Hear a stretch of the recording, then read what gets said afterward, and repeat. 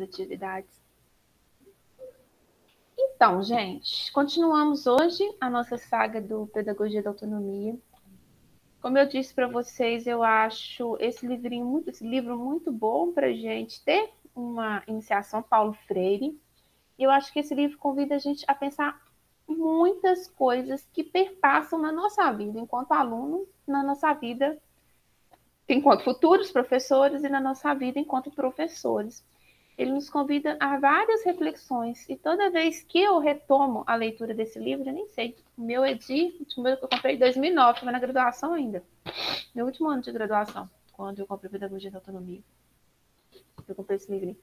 Ele nos convida, toda vez que eu volto para ler nele, eu vejo uma coisa diferente, tenho um olhar diferente sobre uma coisa ou outra. Então, na semana passada, eu falei com vocês, eu fiz um Jamboard, pedi para vocês irem colocando, toda hora as partes do livro, né, para vocês irem compartilhando comigo, para a gente ir discutindo hoje, para apresentar. Aí tá aqui. Teve gente que fez, teve gente que não fez. Quem não fez, depois nós vamos combinar um jeito que vai ter que gravar um vídeo. Ter que gravar um vídeo. E outra coisa também, gente, falando de gravar um vídeo, vocês devem ter recebido um e-mail que estão para mudar as regras do ensino remoto. Vocês viram isso?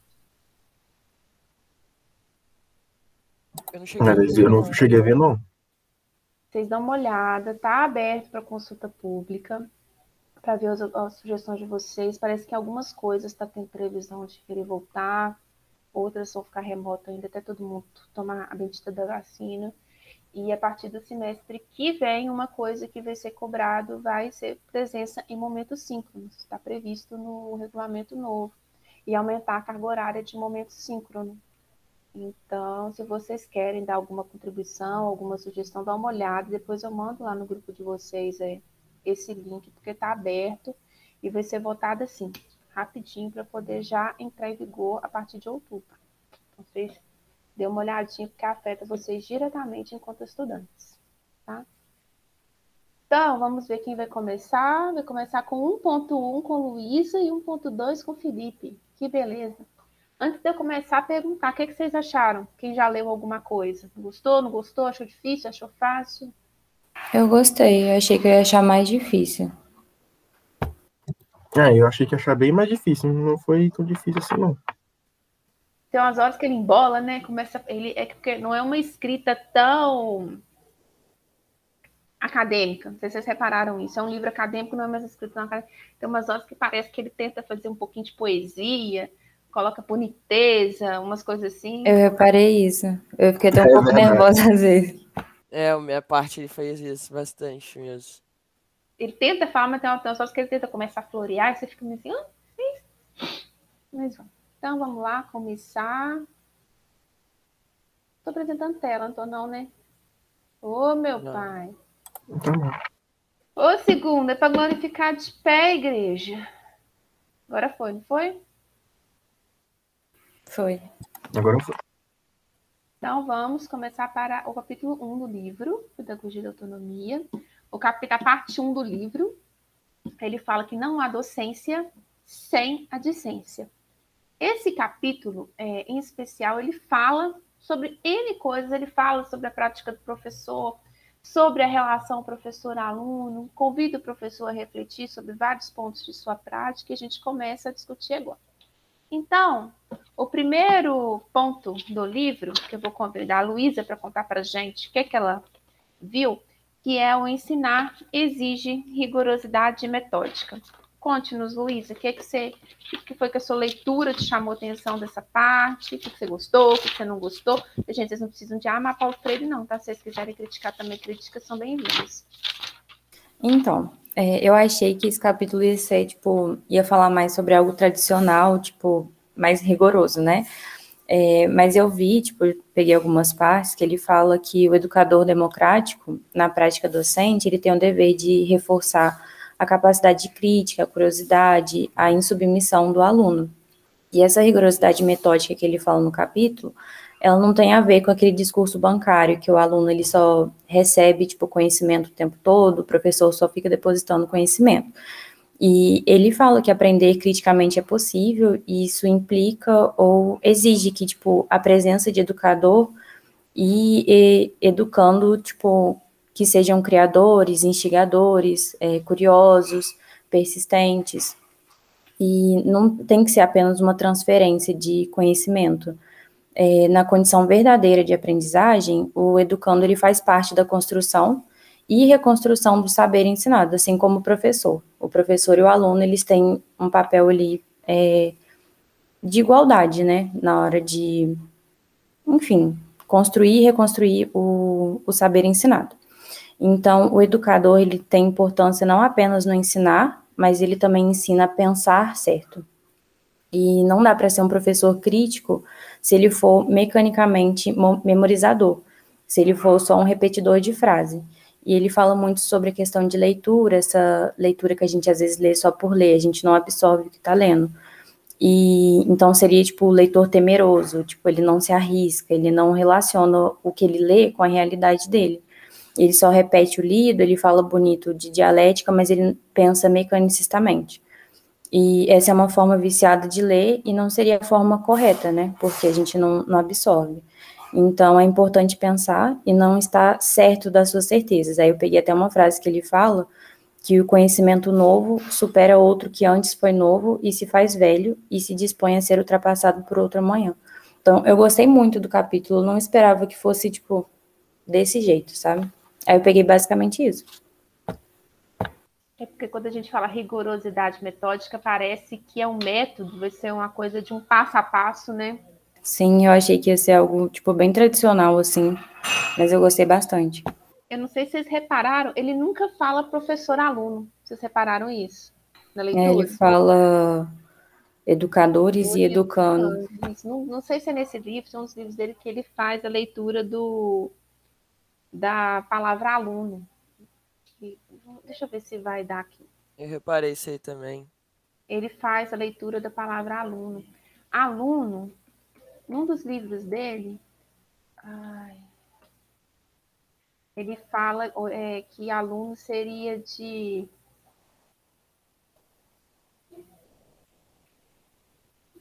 Não vai estar aqui.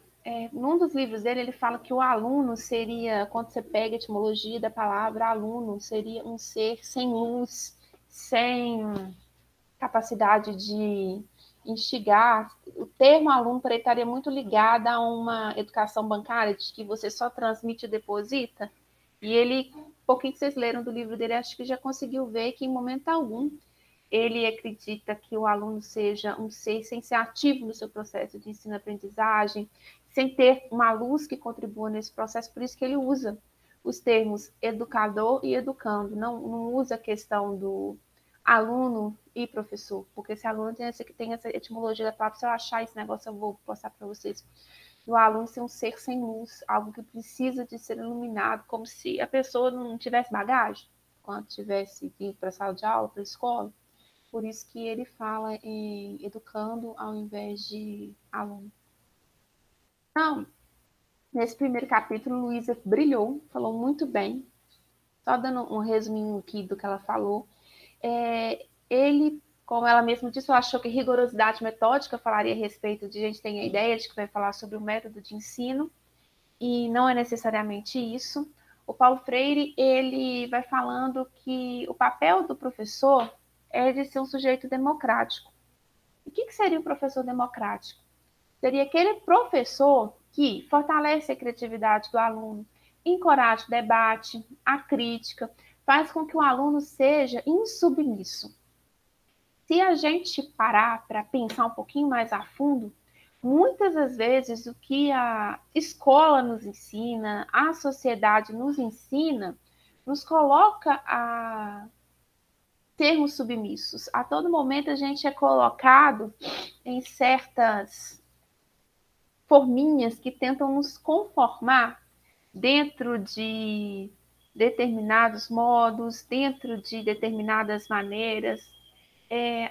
Por exemplo, agora nas Olimpíadas, vocês viram a questão do debate do uniforme do vôlei, de uma seleção do vôlei de praia? Eu vi. Os meninos queriam jogar de short e falaram que não poderia jogar de short. Eu vi isso. Eu vi também. O que isso vai dificultar a pessoa de jogar? Por que as mulheres têm que jogar, de bem dizer, de roupa de banho e os homens não jogam de sunga?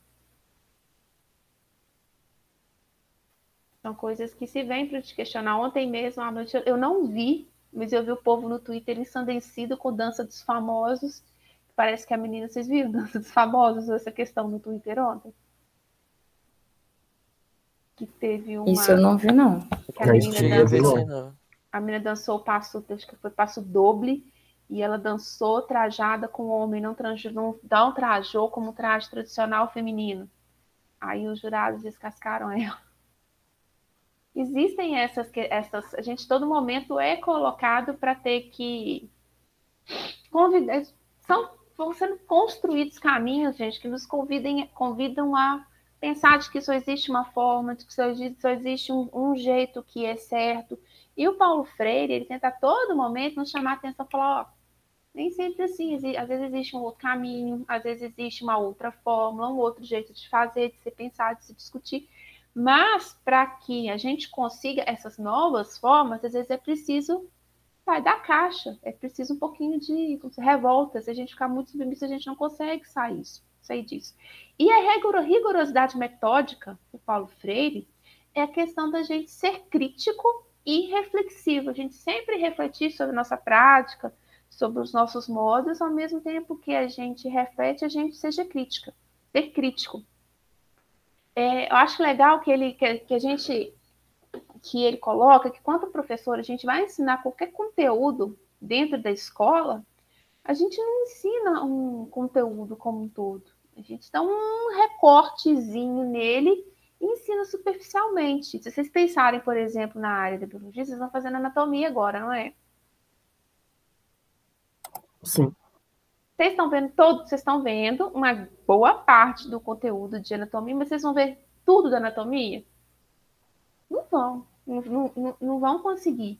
Se depois você pode ir aprofundar os seus estudos dentro de uma determinada área. Então, quando o professor está ministrando o conteúdo, ele ministra um recorte, uma parte daquele conteúdo, mas ele não consegue alongar. Então, quando você instiga no seu aluno essa criticidade, essa reflexão, você convida esse aluno a continuar indo em busca de saber. Então, para o Paulo Freire, ser professor e ensinar é criar condições para que a gente tenha uma aprendizagem crítica. E a gente só consegue ser crítico quando a gente cria, a gente indaga, a gente é inquieto com alguma coisa, algo te incomoda. E a gente fala, vem aquela pulguinha e fica aquela coisinha batendo na sua cabeça. É desse incômodo, dessa coisa que te coloca como um problema, é que saem, às vezes, boas ideias, boas soluções, saem mudanças, porque tudo quanto como está do jeito que está, a tendência é deixar indo. Quando vê uma coisa que te impacta de alguma forma, isso tende a gerar mudança. E quando eu estou explicando para vocês Paulo Freire, não tem como transferir meu raciocínio de Paulo Freire para vocês. Vocês, enquanto alunos, estão me escutando falar, cada um está se apropriando de um jeito disso, e vocês vão reconstruir o saber, porque o saber, ele não é algo que eu posso pegar e passar. O saber mistura com tanta coisa, mistura com a experiência de vida de vocês, com o que vocês já conhecem sobre um assunto, sobre a visão de vista, sobre a posição política de vocês. Eu não tenho como eu transmitir o meu modo de ser. Eu posso falar aqui, mas cada um vai se apropriar de um jeito. E o professor ele não deve apenas ensinar os conteúdos, mas ele deve ensinar a pensar certo. Aqui vem o termo do que a Luísa destacou, que é a questão do texto. Ele fala que muitas vezes a gente faz leituras rasas do texto. A gente lê como se aquilo que tivesse pronto no texto, isso aqui é só Paulo Freire. Mas quando vocês pegam para ler o Paulo Freire tem uma...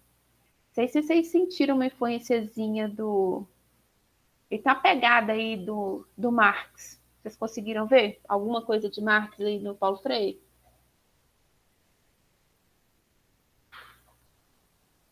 Sim, tá aí, sim. Então, quando você lê o Paulo Freire, por exemplo, você não está lendo só o Paulo Freire, você está lendo as pessoas que influenciaram o Paulo Freire. O Paulo Freire ele tem uma influenciazinha de Marx, uma influência do Gramsci. E ele nos fala que a gente acostumou a ter uma visão tão viciada do ler, que a gente lê como se fosse só aquilo, a gente esquece de tudo, todo o passado que tem para você chegar naquilo. Tudo que nós, enquanto sociedade, enquanto seres humanos, produzimos, tem uma certa historicidade. Então, essa forma que a gente muitas vezes tem viciada de ler, não ensina a pensar certo. Ele fala que muitas vezes você já deve ter deparado com professores que ele chama de intelectual memorizador.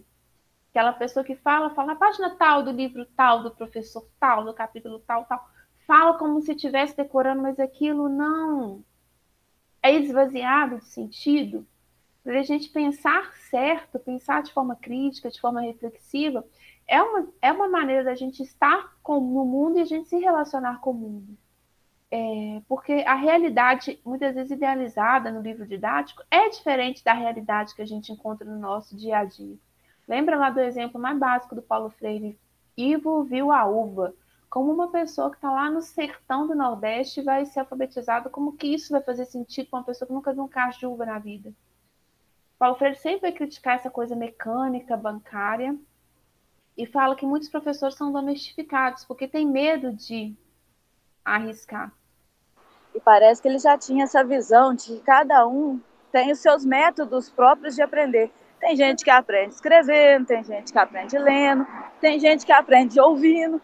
Aí depois que a gente entende isso, parece que ele já entendia isso há mais tempo, né? Cada um no jeito, não tem jeito, gente. Vamos lá então para o segundo ponto. Ensinar exige pesquisa. Tem alguém que vai falar do ensinar exige pesquisa? Sou eu. Felipe, diga, Felipe, o que você me conta do ensinar exige pesquisa?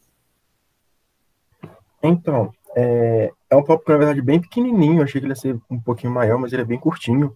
E o Paulo Freire, ele já começa indagando a gente, falando que não existe ensino sem pesquisa e não existe pesquisa sem ensino.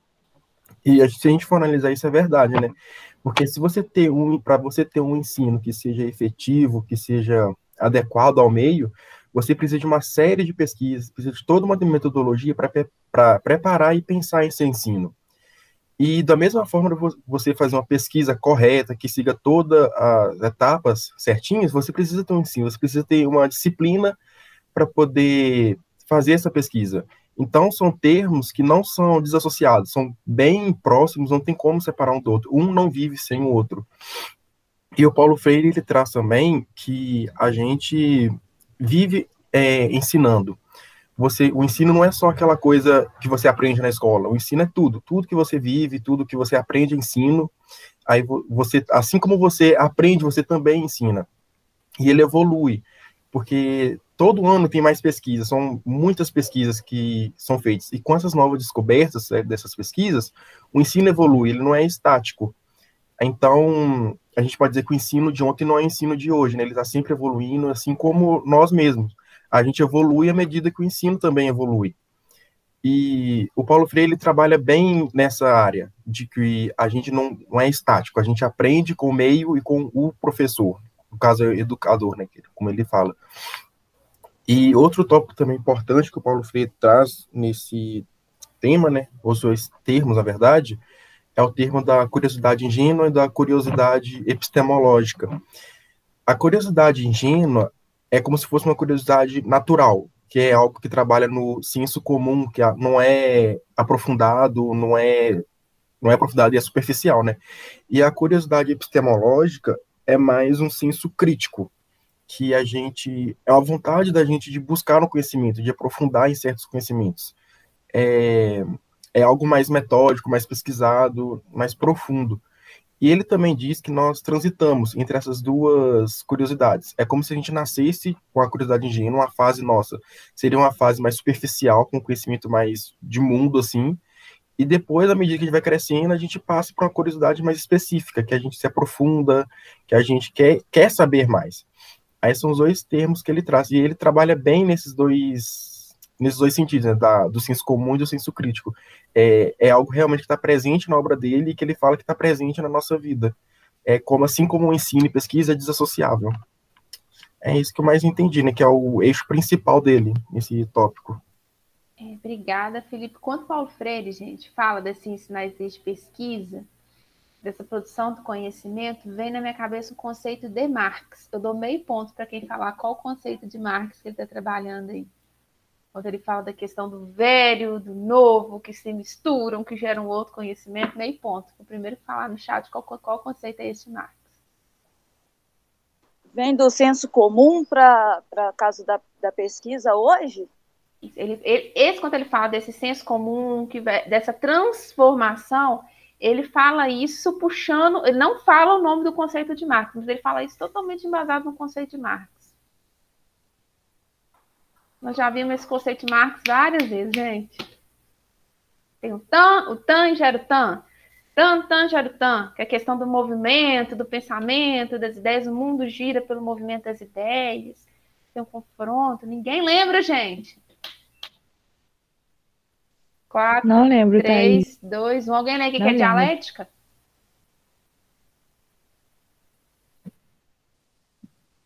Gente, vou dar uma coça. Não Não, lembro, não. Thaís. Vocês não lembram que é dialética? Ai, não briga comigo, Thaís. Esqueci. Acabou. Vou pular da varanda que descasa agora isso aqui é dialética, gente. Vocês lembram do Hegel? Que o Hegel fala que o que modifica o mundo são as ideias? Tá. Aí o Marx vai ser influenciado no primeiro momento pelo Hegel. Aí o Marx vai falar a respeito da dialética. Vamos lá pegar a dialética hegeliana. Lembra eu uso sempre aquele quadrinho das pessoas bêbadas, gente, para falar de dialética. Com licença. Eu peguei esse quadrinho esses dias para dar aula de metodologia. Vai abrir aqui, eu vou abrir o quadrinho para vocês verem o que é.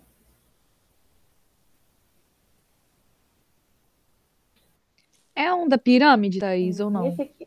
Que tem uma pirâmide? Dialética. Tese, antítese e síntese. A tese é uma ideia que encontra-se com outra ideia. Essas duas ideias chocam, se misturam e geram uma nova ideia que é a síntese. O mundo, ele se movimenta pelo choque das ideias. Uma ideia que encontra com a outra, se choca uma com a outra, gera um conhecimento novo. Vem aqui, ó.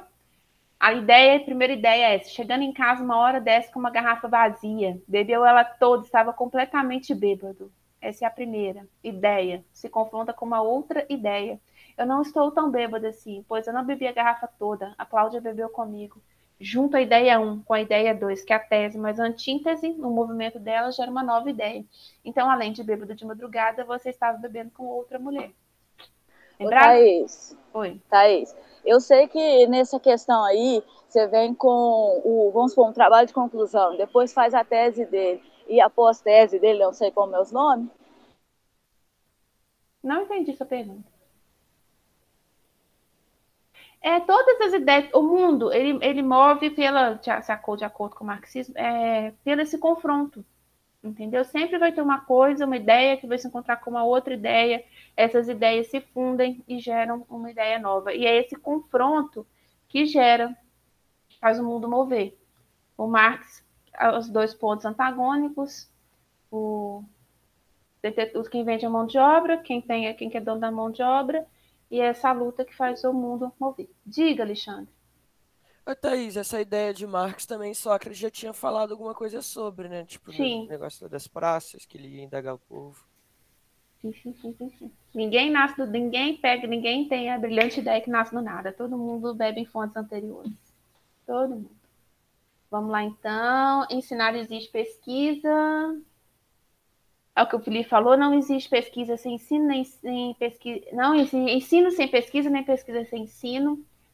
O pensar crítico existe, eu falei com vocês anteriormente, da curiosidade. Ele fala de dois tipos de curiosidade, que é ingênua e a epistemológica. A curiosidade ingênua, como o Felipe bem disse, é a nossa curiosidade do senso comum.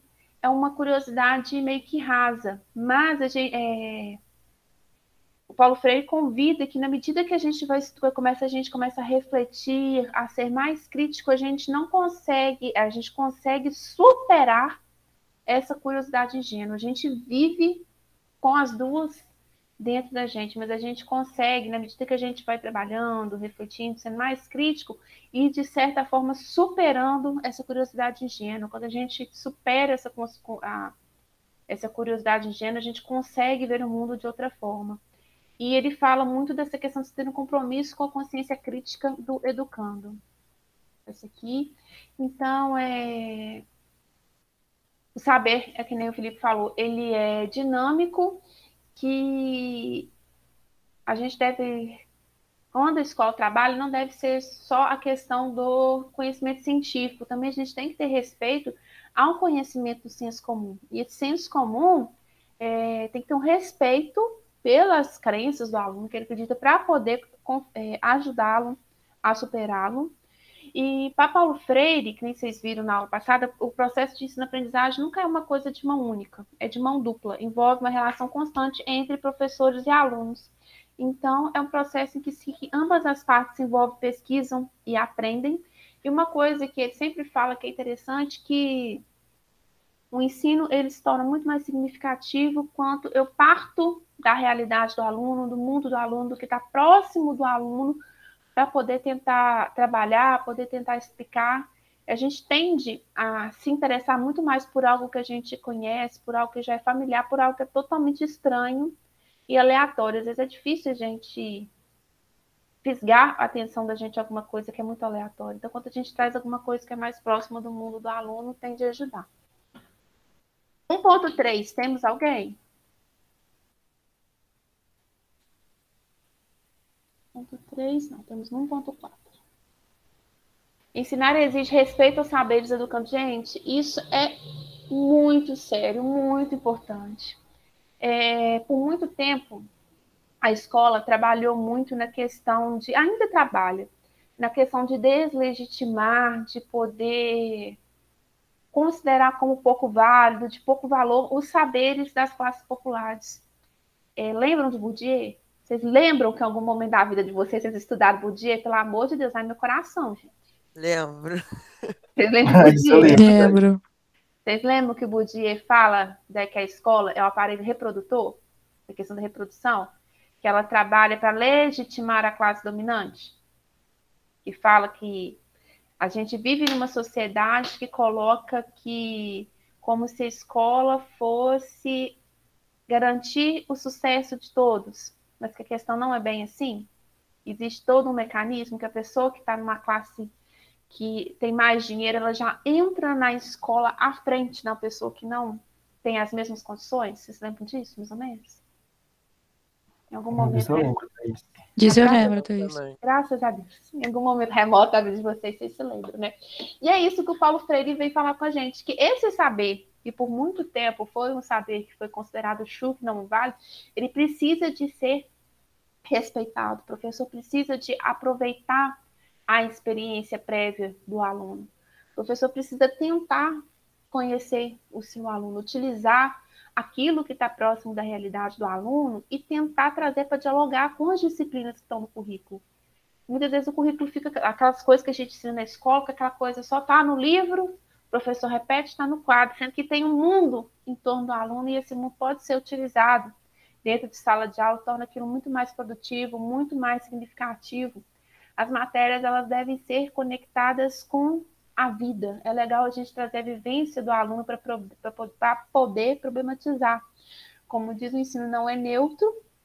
Enquanto a gente traz essa questão para problematizar, a gente, de certa forma, convida a refletir, a criticar. Pensa que ele trabalhou com o processo de alfabetização de plantadores de cana. Quanta coisa ele não conseguiu ir problematizando, falar sobre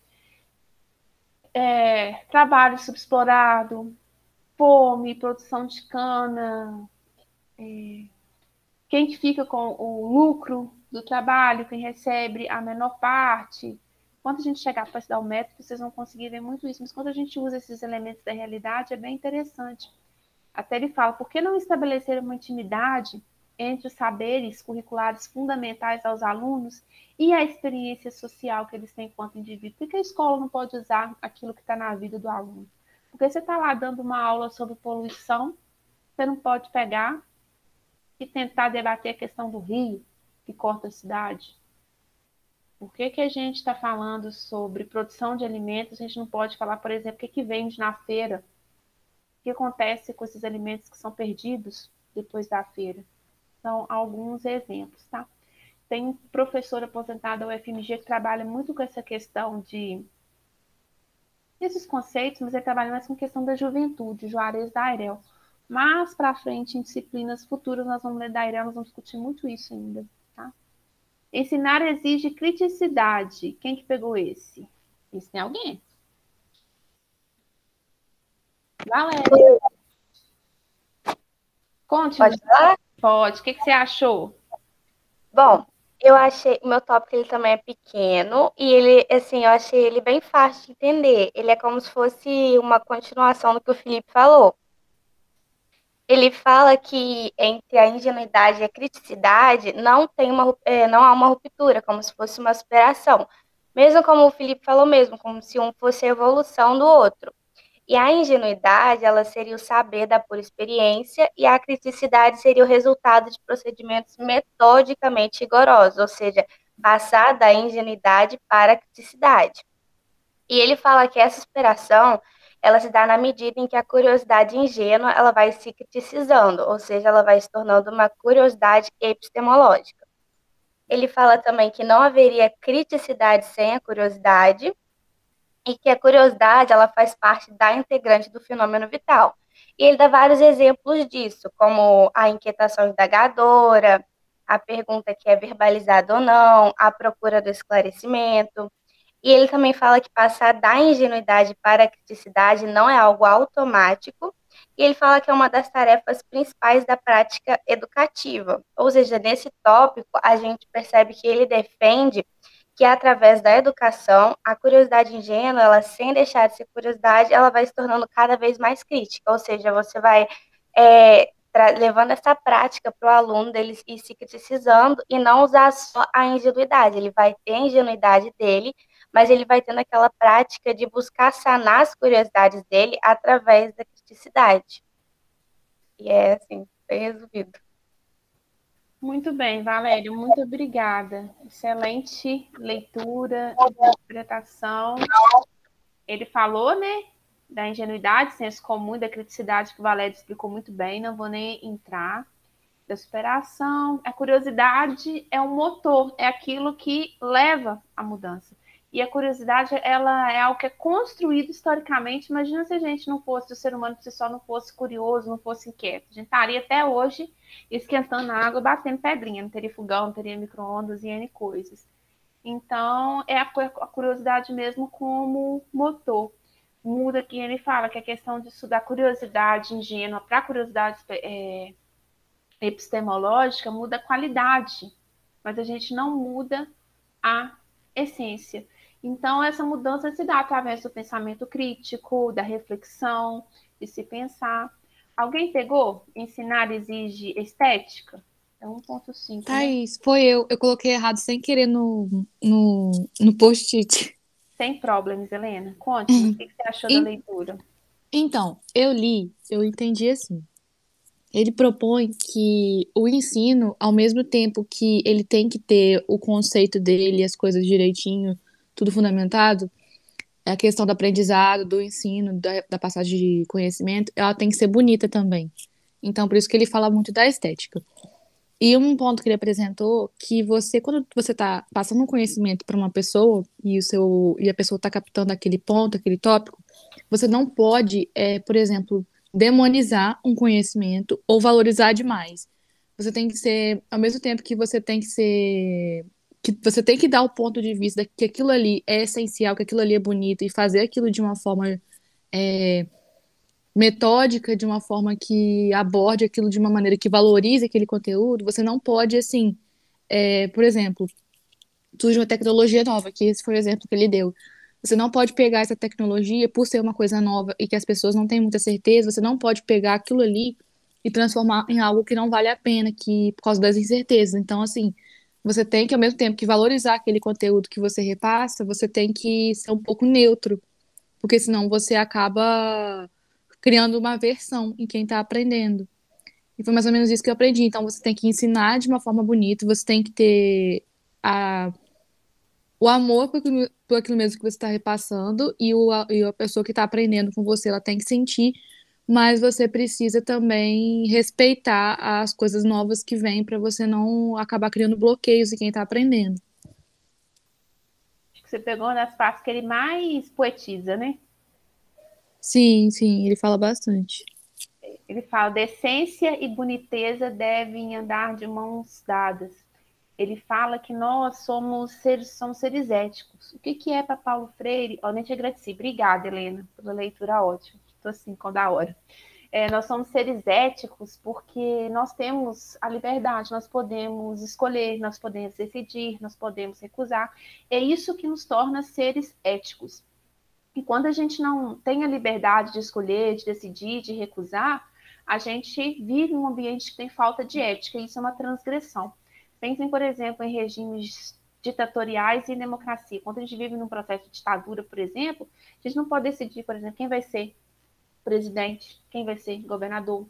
É tudo indicado. A gente não pode recusar, deixar de seguir uma norma ou não. E isso, para ele, é uma transgressão.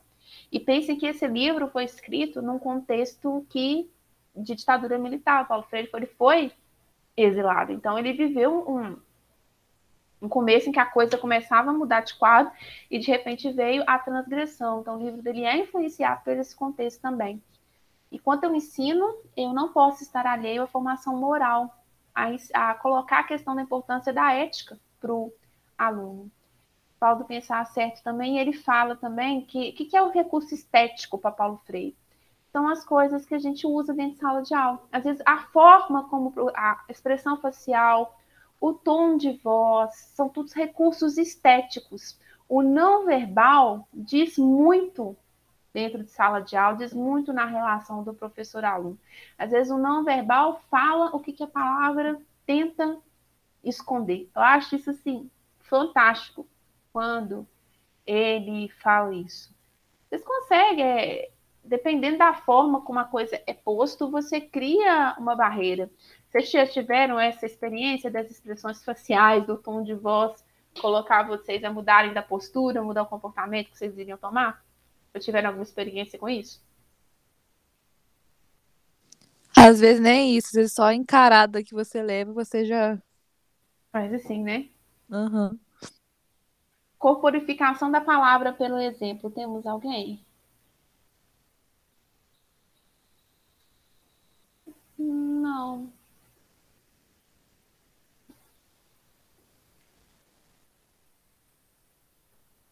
Pelo exemplo. Existem muitas pessoas que eu acho que isso que é muito interessante, Domingo, porque, gente, faça o que eu digo, mas não faça o que eu faço. Tem gente que fala uma coisa e faz outra totalmente diferente. Paulo Freire nos coloca a pensar que quando a prática contradiz o discurso, quando esse tipo de coisa acontece, a pessoa, principalmente o professor, ele não cria vínculo, não cria confiança. Como que eu vou confiar numa pessoa que fala uma coisa e faz outra totalmente diferente? As palavras, elas devem corresponder ao exemplo, para não desacreditar no aluno. Quando a gente prega uma coisa, fala uma coisa, a gente tem que acreditar no que a gente diz. Por isso, hoje a gente fala muitas vezes que existe muita militância hoje em dia, mas uma militância vazia, porque tem muita gente que milita porque, tá na moda isso, mas não, a prática não condiz com o discurso. E ele fala muito da questão aí ele coloca até o exemplo no livro, uma professora que se diz que é de esquerda, a favor dos movimentos de esquerda, mas que questiona o movimento social, que questiona o movimento de greve, não é favorável a isso. E ele fala que dentro de uma relação professor-aluno pode sim existir crítica. Crítica é algo fundamental, é algo construtivo, mas existe um limite entre você criticar e você ofender. Uma coisa é você chegar para mim e falar: nossa, professor, sua aula hoje não foi boa, a gente não conseguiu entender, você podia explicar para a gente de novo, de uma forma diferente, do jeito que você explicou, não ficou claro para a turma, não consegui entender. Beleza, isso é uma crítica. Agora, uma ofensa: nossa, professor, que lixo de aula, pelo amor de Deus, você não está preparando conteúdo mais, não? Nossa, ninguém dá conta, sua aula é horrível, ninguém consegue prestar atenção nem nada. Existe uma diferença na forma que você fala, na forma que você aponta. Criticar sempre é válido. Agora, ofender não é legal. E a gente vê muito isso na crítica e ofensa na relação professor-aluno também. Muitas vezes tem professores que ofendem, que não criticam. Quando um professor, por exemplo, um aluno tem uma dificuldade de aprendizagem, você chega e fala, nossa, você está com dificuldade, você quer que eu tente marcar uma hora extra, tentar te ajudar? Outra coisa, você fala, nossa, isso aqui burro, mais fácil eu dar aula para uma porta do que eu dar aula para você. Eu já escutei os alunos meus contando essa situação de ter um professor de física, isso foi até em Viçosa, professor de física 3, muito conhecido lá pela fama de ser uma pessoa abençoada, chegar na sala de aula e falar, preferia dar aula para as cadeiras e para as portas do que para dar aula para um bando de burro que nem vocês. Estou perdendo meu tempo aqui. Essa questão é muito séria. Tem que haver limite. Crítica, sim. Ofensa, não dá. Vocês já tiveram, gente, a experiência com as críticas e as ofensas? Querem contar algum caso de crítica e de ofensa? Nossa, Thaís, o meu professor de matemática do terceiro ano é exatamente como você falou. Ele teve, acho que até, não sei se eu contei, do dia que ele chegou e falou que eu era muito burro, que eu tinha que melhorar muito para conseguir passar na faculdade, né? Acho que eu falei isso foi para você numa atividade. Crítica é diferente de ofensa. Se eu tivesse falado, Sim. não existe pessoa burra, pode falar, Alexandre. Eu tive um professor também de química, inclusive, que no meio da aula, tipo assim, eu saí de sala, ele falou que se eu fosse filho dele, ele daria um tiro na minha cara, tá ligado? Eu fiquei meio que em choque quando eu falei isso. Aí deu até uma treta na escola, uns negócios assim. Como assim não tiro? Exatamente isso. Inclusive ele era policial. Ah, pescado. Meu Deus, credo. Gente, uma coisa é crítica e outra coisa é ofensa. E as palavras têm muito poder, gente. Quando vocês entrarem dentro de sala de aula, peçam a Deus o dom, ao que vocês acreditam, porque às vezes uma palavra que você usa errado, você faz merda no meio de campo todinho, sabe? Tem que ter respeito, gente. A gente não sabe o que a pessoa está passando, o que está acontecendo na vida da pessoa, se a pessoa tem dificuldade, se a pessoa tem bloqueio. Não sei. Eu pegar e taxar a pessoa de burro, que você nunca vai conseguir. E a coisa que eu mais escuto são histórias como a de Felipe, de professores que falam, você nunca vai conseguir, você nunca vai passar na cara da faculdade, você não é capaz. Gente, como é que julga a pessoa? Não... Enfim. Toquemos o barco. Não é possível ao professor pensar que pensa certo, mas ao mesmo tempo perguntar ao aluno, você sabe com o que você está falando? Existe a diferença entre você estabelecer uma relação de confiança, de autoridade e uma relação autoritária. Quando a pessoa, você sabe com quem você está falando, você tenta se... Existe uma relação, tem que ser construída uma relação de respeito, uma relação mútua entre as partes, não uma relação autoritária, daquela que o sabe com quem você está falando. Ensinar exige risco, aceitação do novo e a rejeição a qualquer forma de discriminação. Alguém pegou esse? Deixa eu ver. Daiane tem não, tá? Não, né? Passando ele rapidinho. Sempre que a gente abre para algo que é novo, existe um risco.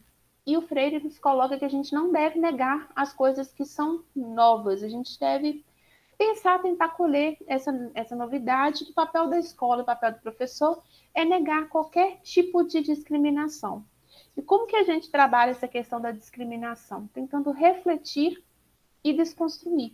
Porque uma escola que discrimina é uma escola que não é uma escola democrática.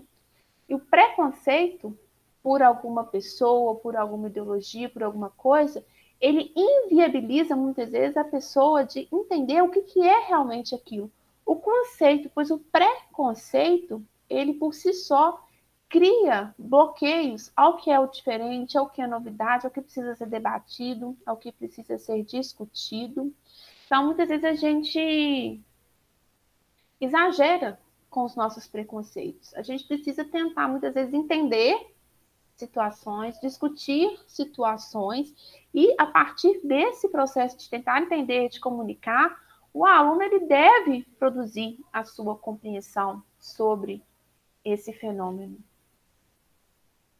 A grande tarefa do sujeito que pensa certo não é transferir, depositar, oferecer, doar ao outro, tomado como paciente de seu pensar, a inteligibilidade das coisas, dos fatos, dos conceitos. A tarefa do educador que pensa certo é, exercendo como ser humano, desafiar o educando com quem se comunica e a quem se comunica. Então, não adianta eu, enquanto professora, tentar colocar minhas crenças e meus valores, tentar incusti-las em vocês. A minha tarefa é tentar fomentar um ambiente para que cada um, como somos seres éticos, escolha aquilo no que crê, aquilo que acredita, aquilo que defende. E, sobretudo, nessa questão do que é o anterior, rejeição a qualquer forma de discriminação, é tentar ir desconstruindo mesmo, tá? Alguém tem alguma colocação, gente?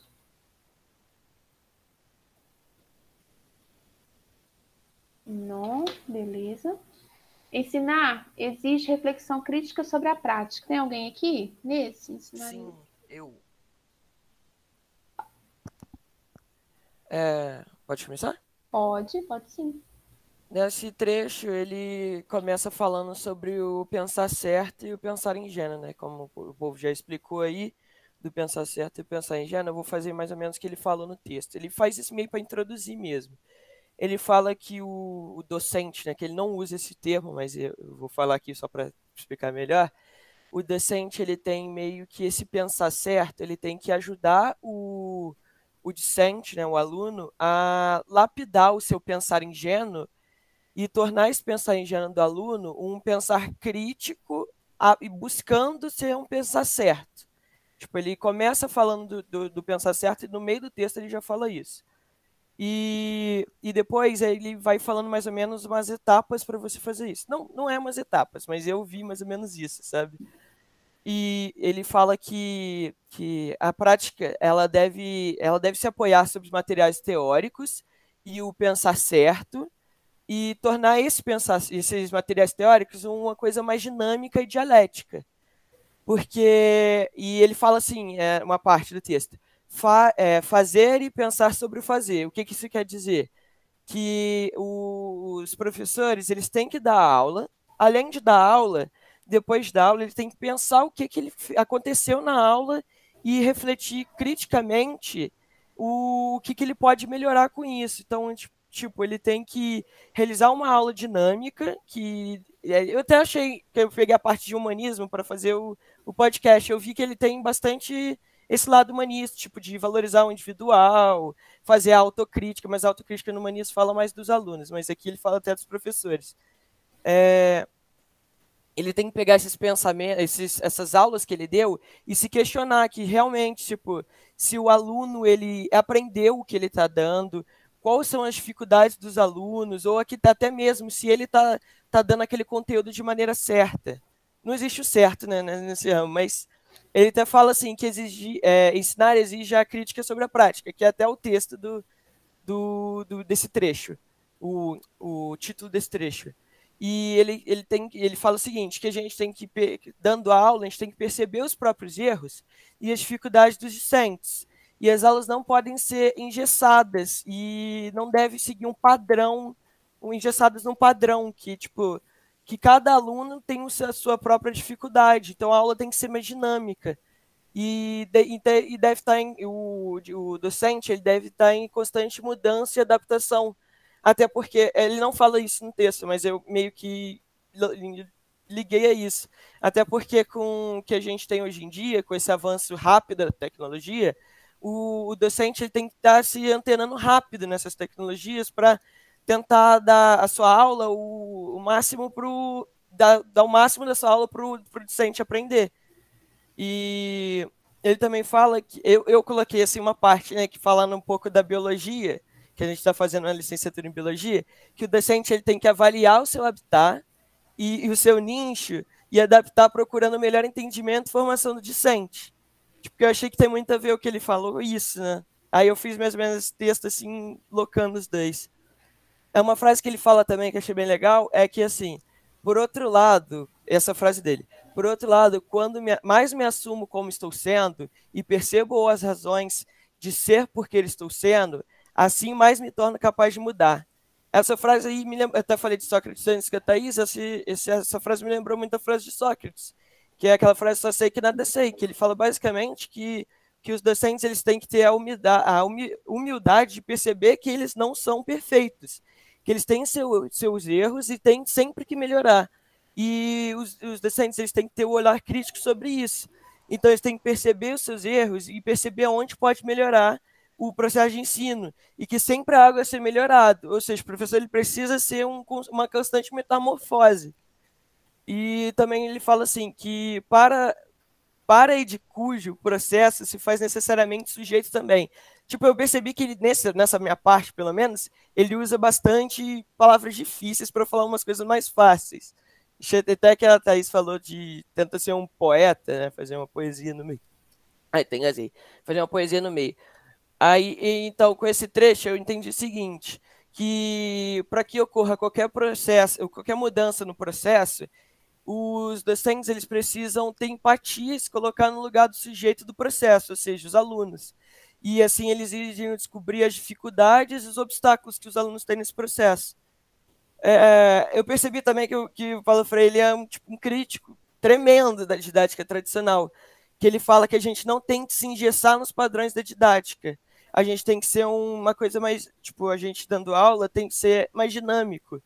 E eu percebi também com a escolha de palavra dele, que ele dá uma ênfase na didática, tipo, ele não fala docente, discente, não fala professor, aluno, que na minha parte ele está focando mais no ensino para professores. Então ele fala aprendiz de educador e professor formador. Eu achei isso da hora também. E também ele também achei essa parte legal, que ele finaliza falando sobre raiva. Eu até no começo eu achei estranho ele falando sobre raiva do jeito que ele estava falando, depois eu fui entender. Ele fala que a gente tem que ter raiva, mas só que tipo a raiva que ele fala não é uma raiva tipo que alguém faz alguma coisa errada, alguma coisa assim.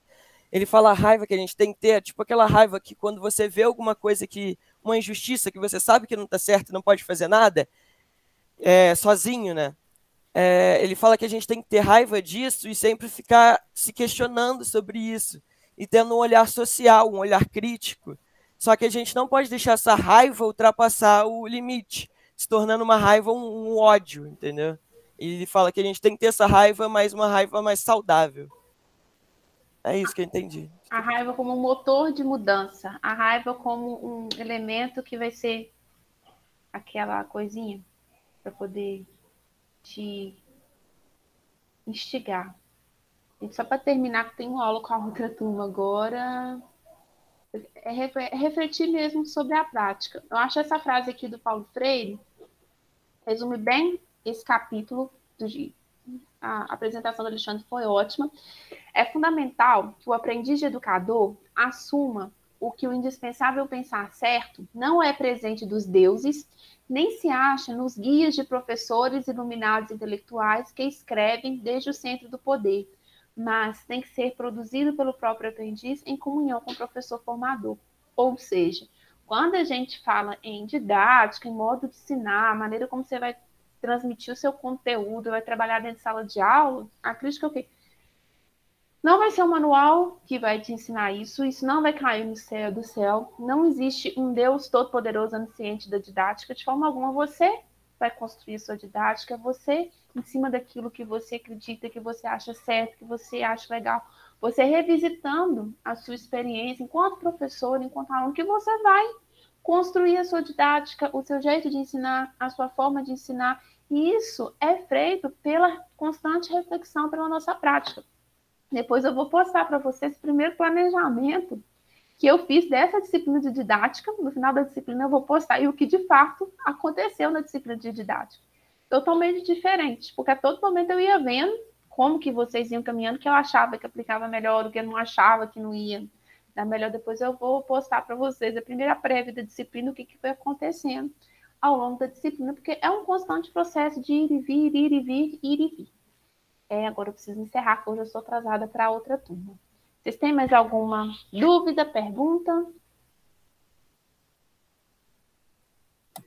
Eu não, Thaís, tranquilo.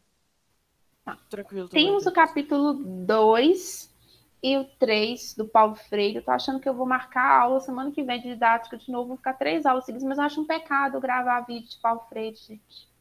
É um pecado. Eu acho que é tão rico a gente sentar e conversando durante a aula dele, porque cada um tem uma contribuição do texto dele. Marcar semana que vem, então, a aula de didática do Paulo Freire. A gente termina o livro. Quem não apresentou essa semana ainda, tem alguns. Apresenta na semana que vem. Vou colocar essa opção lá no Siga, tá? Vou reabrir as atividades e eu acho que é isso.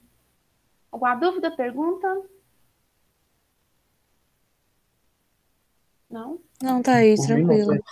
Tá, quinta-feira, então, aguardo vocês na estrutura para a gente fechar com a honra e glória do senhor LDB. Eu explicar para vocês como é que vai funcionar a atividade da LDB, tá? Obrigada pela paciência, pela audiência. Agora deixa eu ir lá para outra turma. Obrigada, gente. Tchauzinho.